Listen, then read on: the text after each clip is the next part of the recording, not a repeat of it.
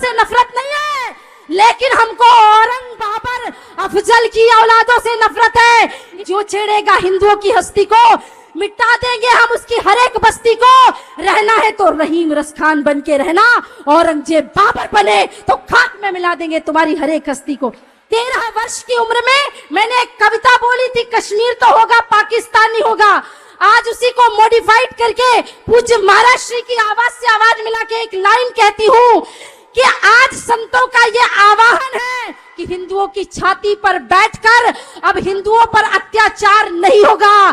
सनातन board तो होगा पर वक्फ बोर्ड का नामो निशान नहीं होगा। कर लेंगे, एक बार निवेदन करूंगी, दोनों हाथ ऊपर उठाएं, मुट्ठियां बांध के इतना जोर से जय जय घोष करना है, क्योंकि दिल्ली से ही उन गीदड़ों ने आवाज लगाई थी कि कितने अफजल मारोगे, घर घर से अफजल निकलेगा। आज ऐसा जय घोष करो कि कोई अफजल की औलाद अपनी अम्मी की कोख में भी बैठा हो तो वही दम तोड़ दे, और ऐसे नारे लगाना बंद करे, क्योंकि यहाँ सनातन बोर्ड के गठन के लिए हम आए हैं और आज वो गठन बना के गुंजायमान करके जाएंगे, और वो गुंजान आपकी जय जय घोष से होना चाहिए। भारत माता की, भारत माता की, हिंदू राष्ट्र की, हिंदू धर्म की, जय जय श्री राम, जय जय श्री राम।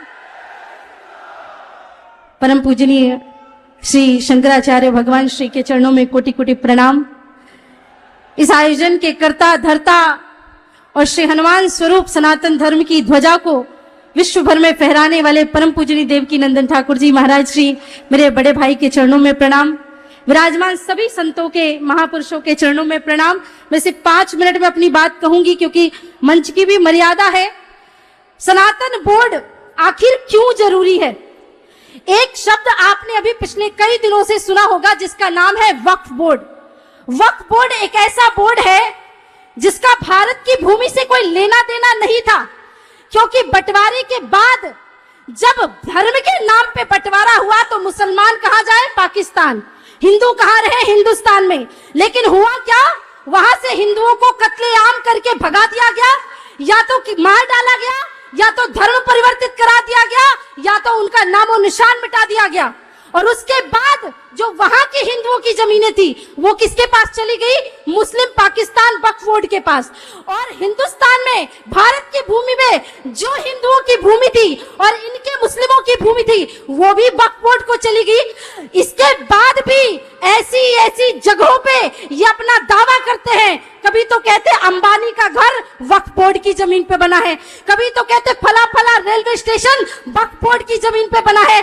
पढ़े लिखे लोग तो जानते हैं कि ट्रिब्यूनल कोर्ट में जाना है, लेकिन जो गांव का गरीब आदमी जिसके 10-10, 5-5 एकड़ ये वक्फ बोर्ड हरण कर लेता है, उसको तो डिस्ट्रिक्ट कोर्ट भी नहीं पता, हाई कोर्ट भी नहीं पता, वो क्या जानेगा ट्रिब्यूनल कोर्ट में। और जिस ट्रिब्यूनल कोर्ट में इन्हीं के लोग बैठे हुए हैं वहां हमारे पक्ष में फैसला कैसे आएगा?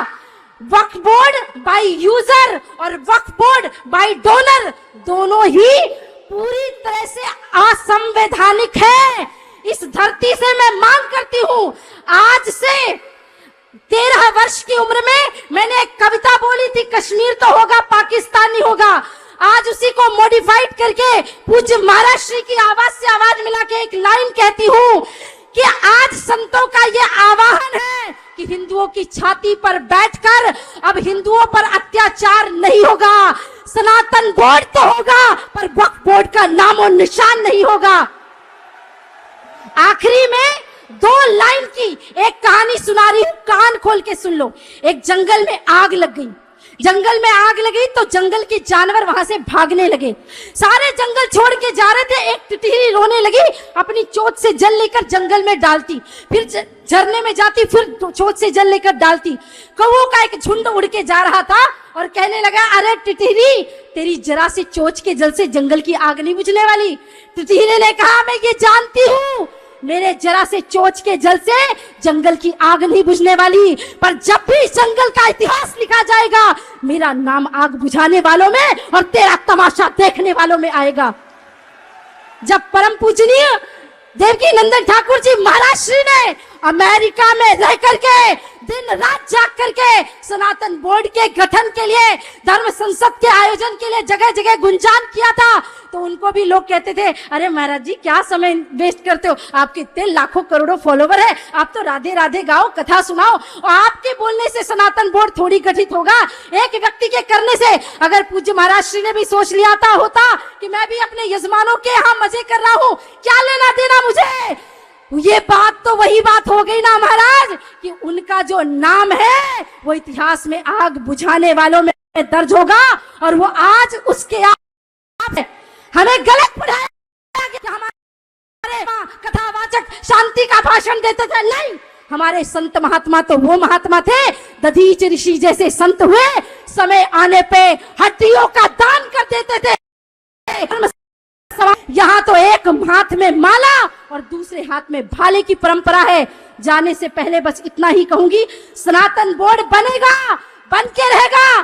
किसी माई के लाल में हिम्मत नहीं हम संतों को रोक सके, लेकिन समय रहते हो जाए तो बहुत अच्छा, समय रहते हो जाए तो बहुत अच्छा, वरना साम दाम दंड भेद की नीति किसी ने सिखाई है तो हिंदुओं ने सिखाई है।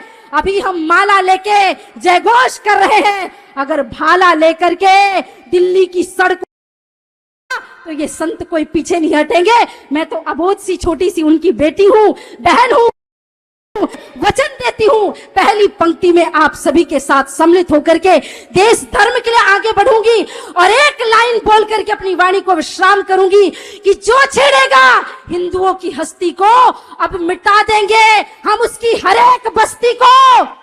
किसी ने कहा आपको मुसलमानों से नफरत है क्या, ईसाइयों से नफरत? मैंने कहा नहीं, जिन्होंने सनातन बोर्ड का आह्वान किया वो देवकी नंदन जी तो खुद रहीम रस खान के दोहे गाते हैं, गुलाब सखी को प्रणाम करते हैं। हमको मुसलमानों से नफरत नहीं है, लेकिन हमको औरंग बाबर अफजल की औलादों से नफरत है।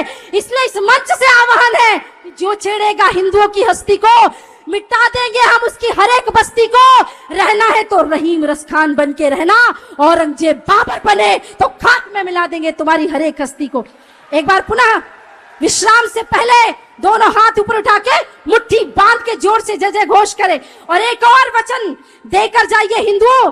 1-1 लाख के फोन खरीद सकते हो ना, मेरी माताएं बहनें 2-2 लाख के लहंगे खरीदती अपनी शादियों में, खूब खरीदना, लेकिन 1-1 हजार रुपए की तलवार भी खरीद के घर में जरूर रख लेना। उड़ाइए दोनों हाथ, भारत माता की, भारत माता की जय, जय श्री राम, जय जय श्री राम। एक और बात मैं आज इस मंच में अगर नहीं कह पाई तो शायद कहीं और नहीं कह पाऊंगी। परम पूजनीय महाराज श्री, आप बहुत अच्छे कथावाचक है, हम खुद भी कथा करते हैं और एक बड़ा सुंदर आपसे प्रेम भाव भी है मेरा। आप मेरे बड़े भाई हैं, गुरु तुल्य हैं, सब कुछ है, पर आपने आज कथावाचकों का सिरमौर सिर मुकुट सबसे ऊपर कर दिया सनातन धर्म के लिए।